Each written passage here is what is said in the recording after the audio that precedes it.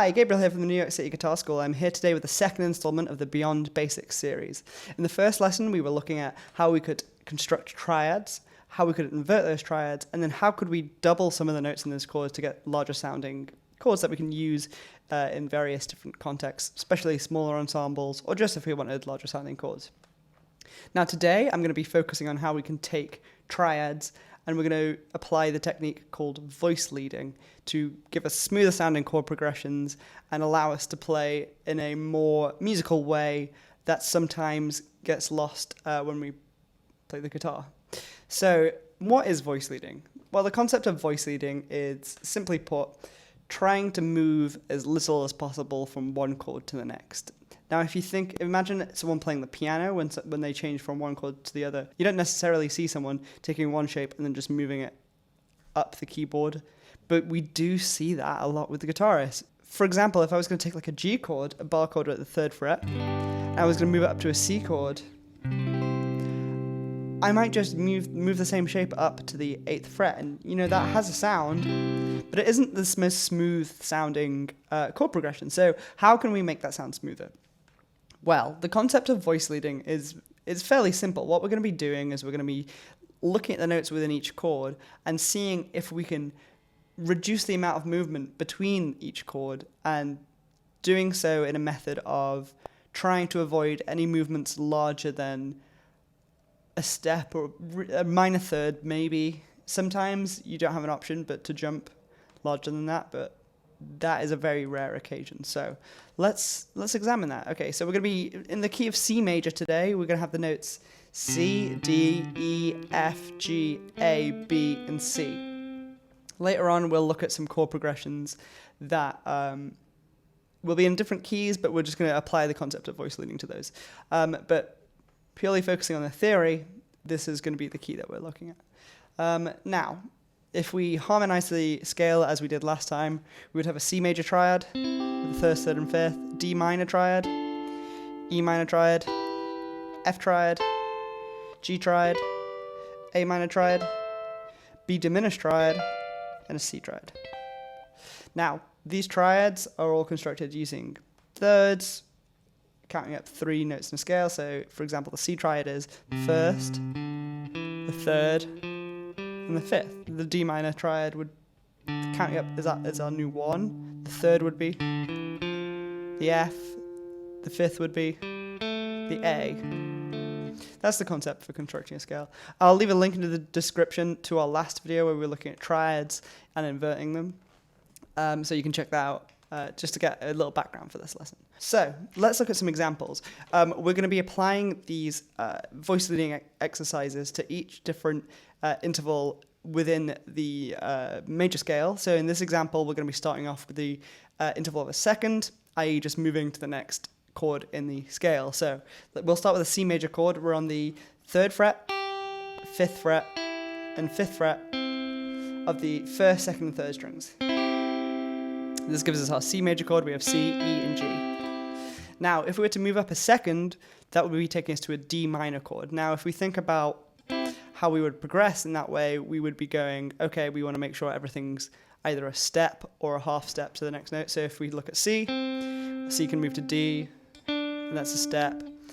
E can move to F, that's a half step. And G can move to A with a step. And we have the D minor triad. And really all we're doing here, if we're playing in seconds, we're just playing the consecutive triads. We don't end up playing any different inversions or anything like that. But it's worth looking at. And getting comfortable moving up and down through the scale using the triad shapes. And then inverting those triads. So for example, look at moving your different inversions up. Now this is cool, but it's more interesting when we start looking at different intervals. So let's look at the interval of a third. Now, these are cyclical movements, these are cycles, and it's just different ways of negotiating through the major scale. So if we look at the notes we have here, we have 12 points in a major scale, and we don't necessarily have to play them in consecutive order. We can play in different orders. So for example, yes, you can play up and down your major scale using seconds, going C, D, E, F, G, A, B, C, but we can also cycle through different interval shapes. So if I was going to take a third, I would be going C to E. That's going up 3 notes. Okay, then the 3 notes up from E, E, F, G, so C, E, G. 3 notes up from G would be B. 3 notes up from B would be D. 3 notes up from D would be F. 3 notes up from F would be A, and then A, 3 notes up from A takes us back to C. So we have.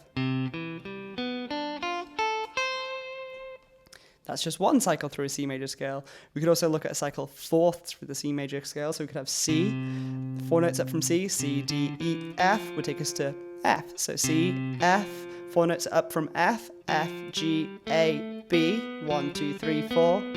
So we've had C, F, B. 4 notes up from B, B, 1, C2, D3, E4. 4 notes up from E would be A. 4 notes up from A would be D. 4 notes up from D would be G. And 4 notes up from G would take us back to C.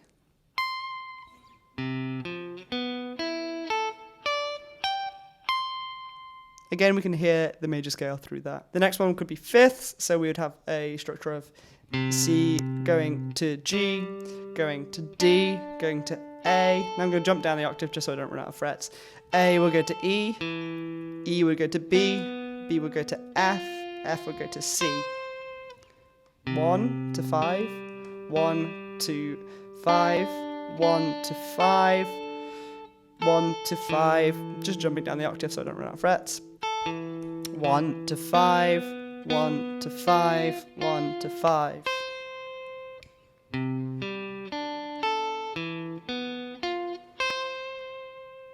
So let's look at cycle sixes. We start on C again.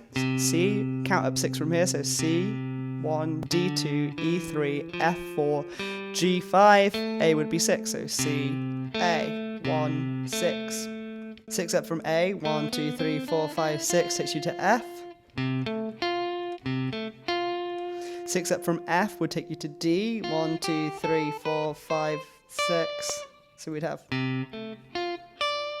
6 up from D would take you to B. So 1, 2, 3, 4, 5, 6. At that point, we're really running out of frets, so we can jump down 2 octaves. B, 6 up from B would be 1, 2, 3, 4, 5, 6 to G, and 6 up from G, 1, 2, 3, 4, 5, 6 takes you to E. Now, this alone is a really great way of practicing scales. You can really look at how you can move through all these different cycles. Of course, you can cycle on at any interval. So the next one would be sevenths. Of course, that would just be like playing the scale descending, because you would have C to B to A to G. Or you can look at that as the ascending shape, but you really run out of frets quickly doing that. You would have C to B, B to A to G. You know, and you're running out of frets really fast there, but it's a useful thing to practice. And also you can do octave displacement to get that to work. So for example, we could go C to B, down an octave, B to A, down an octave, A to G, down an octave, G to F, down an octave, F to E, down an octave, E to D. Obviously we can't go down an octave here, so we'll just stay here, D, D to C. So that would be.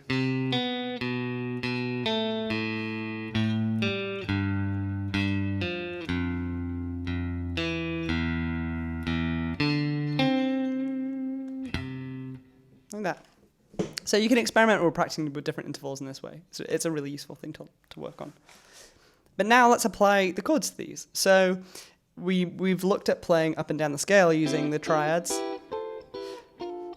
But what happens if we want to cycle through? So, okay, we have our first cycle. Let's look at the cycle of thirds. Okay, so we have C, E, G, B, D, F, A. So let's apply chords to that. So we're going to start with the C triad again on the 3rd fret of the 1st string, 5th fret of the 2nd string, and 5th fret of the 3rd string. Now we're going to move that. Let's move that scale shape to the next one, so to an E. So to get to an E, we know we have the notes E, G, B for the E minor chord within the key of C. And we can look at the notes we have in a C chord. We have C, E, and G. Now, what we can see is there's only really one note different there. We would just change the C would go to a B to give us an E minor. Now look at how small that movement is. Look, we're going from a C chord here to an E chord just by moving one note. That is the idea of voice leading. How smooth does that sound? C going to E minor. The next one in the scale would be a G chord. G has G, B, notes G, B, and D. And we can again see, okay, so if we already have the notes E, G, and B, for the E minor chord, to get to a G chord with G, B, and D, all we have to do is change the D, the E to a D. So we've gone C, E minor, to G. We can keep going. G would take us to the B diminished, which has the notes B, D, and F. Again, comparing that with a G major chord, which has G, B, D, there's only one note's different. The G is going to change down to an F. So we've gone C, E minor, G, B diminished. Okay, the next note chord would be a D chord, a D minor, B diminished, and D minor. There's only one note different. It's the B moving down to the A.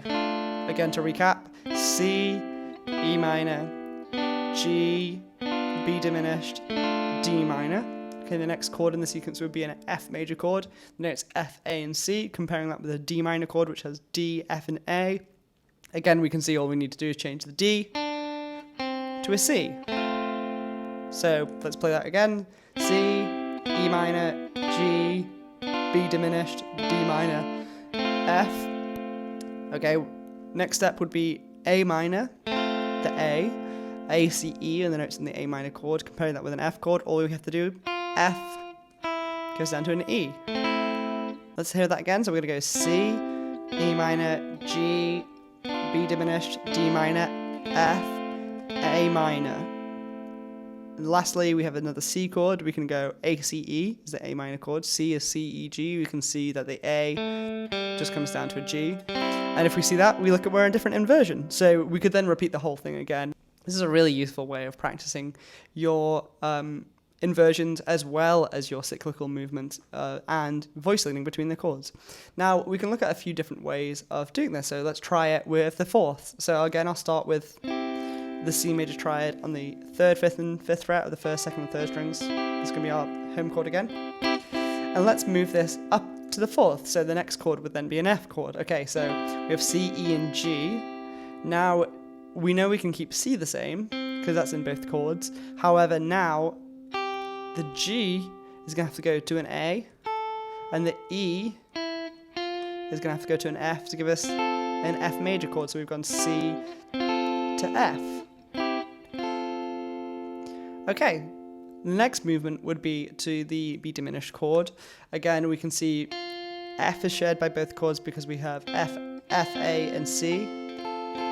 And the B diminished chord has B, D, and F. So let's see how we can move between those two. So we can take the F, A, and C, and we can go, okay, so the C is going to have to move up to a D. And the A has to move up to a B. So the cycle so far has gone C, F, B diminished. Okay, we can move to the next chord, which would be an E minor. We can keep our B the same. Our F is going to have to move to a G. And our D moves to an E. So, okay, the next chord would be an A minor chord. So we have E can stay the same. We want our G is going to change to an A. And our B is going to move to a C. So we're going to take us to an A minor chord. Okay, the next chord would be a D minor. We have D, F, A in that chord. To get from an A chord with the A, C, and E, the C would change to a D. The A would stay the same, but then the E would move to an F. So we've gone C, F, B diminished, E minor, A minor, D minor. Lastly, we have a G major chord, so we have G, B, and D. We can see we have F, A, and D, or D, F, A within this current chord.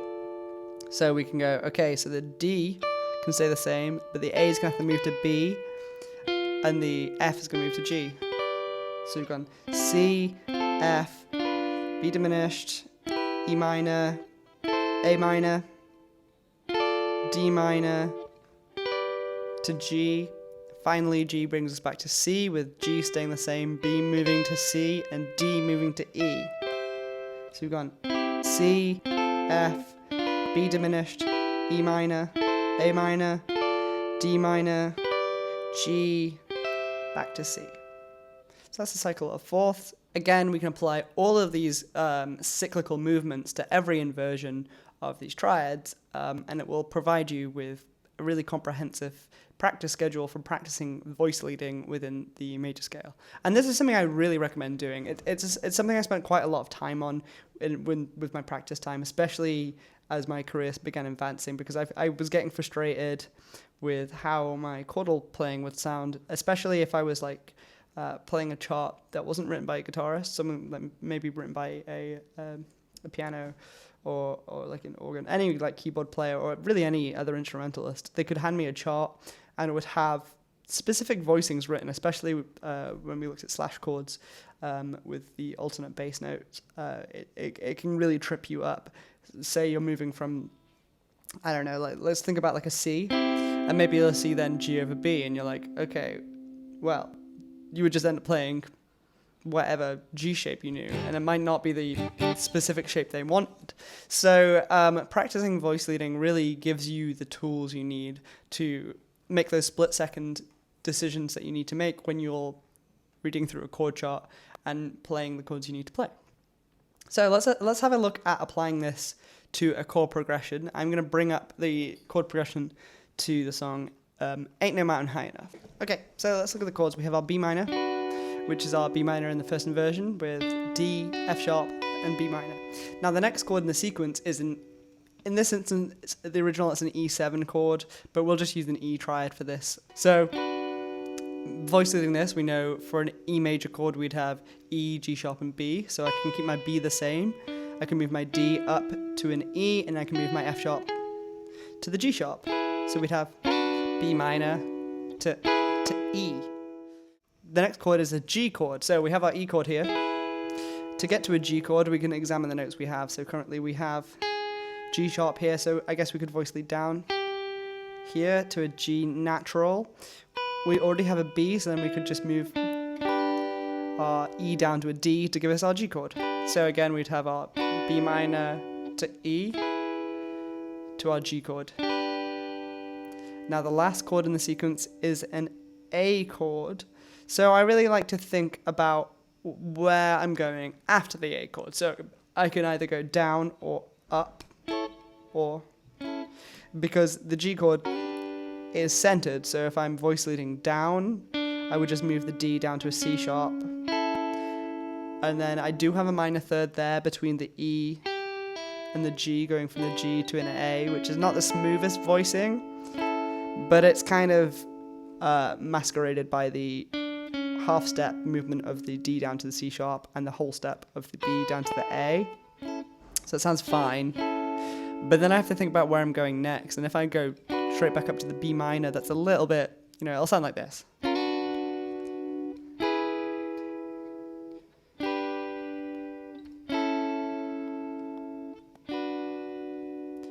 Which sounds fine. I would probably use that as a variation. But you could also move your chord up moving the same shape. And then that could bring us to a different inversion for a B minor.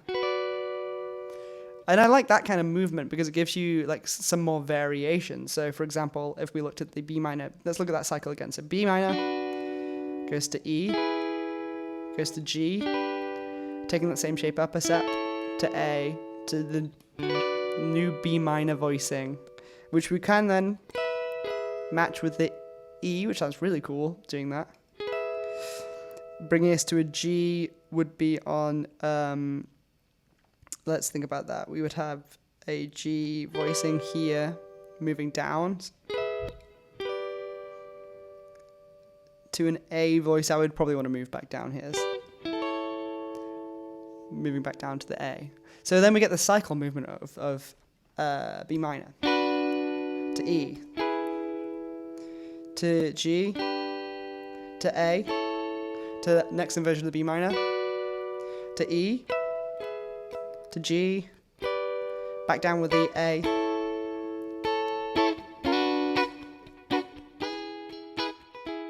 That's really cool because we ended up creating movement in addition to just cycling through the same chords because we had a variation there. And then at that point, I do have the variation with the moving downwards, so I could have the B minor to the E, to the G, to the A, and then I can move down to a B minor, to an E voice here, to the G, back up with the A.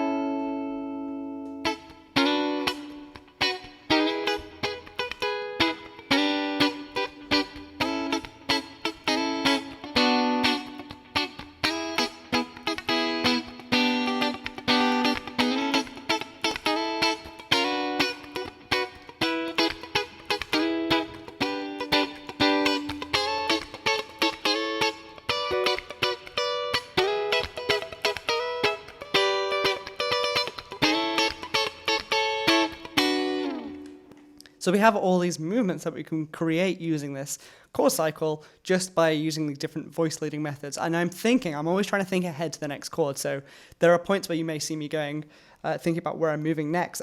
There was a choice I made here when I was down on the G. I thought, I can move down to an A, voice leading. Yes, I'm not moving down on the guitar. I'm moving to a different string set to get the same inversion. So G, can move down to an A by going B down to A, D to the C sharp, and G to the E there. But I can also just play that same inversion on the next string grouping. Same pitches. So the pitch is always the most important thing. So the pitch is voice leading there. So I'm going G to A. And that gives me a whole different movement there because then I can go to B to E to G to A, and then I have a whole different movement again. So you can really just experiment with the different ways of moving through chord progressions in this manner, and it adds a lot of excitement and interest to your chord lines, especially in like the Motown and soul, R&B, that kind of playing. This is where this kind of playing style really comes into fruition, and you don't want to be too busy with it, because if you listen to like some of these classic recordings, you'll notice people will just be sat in the same groove. But this is a really creative way of playing through a chord cycle and getting that kind of like gospel-y R&B playing style, but you're still playing the chord progression, but you're creating movement within your lines. So I hope this was useful. I hope this was helpful. Really do experiment with this. For me, I really practiced a lot of this when I was working on shows. I spent some time working in theatres playing music every single night, and I would be playing with different performing acts, and we would have one rehearsal in the day where they would hand us a chart with some chord changes on it, and I would be like, okay, cool, how can I voice lead through all these charts? And that is really how I learn and ingrain this into my playing, especially with the Motown stuff. And it keeps things interesting. So even if you're playing through the same set list every night, you can try different voice leading methods to get through the chords, and really you'll end up settling on stuff, and you can find some really cool grooves that way. And if we think about some of the really classic chord progressions, a lot of the time, oftentimes they came through different voice leading pathways. So do experiment with this. I hope you found this helpful. If you've got any questions, please leave them in the comments below and I will get straight back to you.